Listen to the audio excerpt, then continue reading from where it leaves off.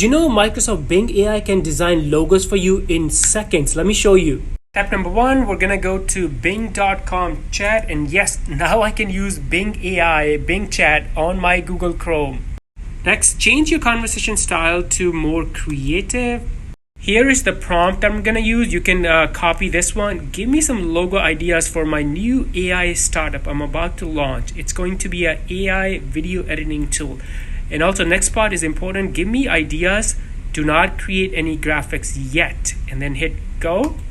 And here are some ideas. The camera lens with letter, play button with lightning bolt, film strip with the brain inside. I think I like this one. So let's say if I like this, I'm gonna select this because I'm gonna use it in my next prompt. So copy it.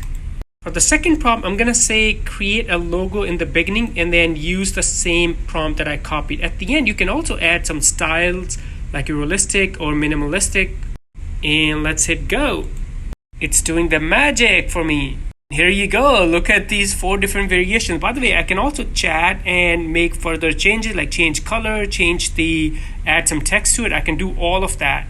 And now let's say if I like this logo right here, I can click open and save it on my computer.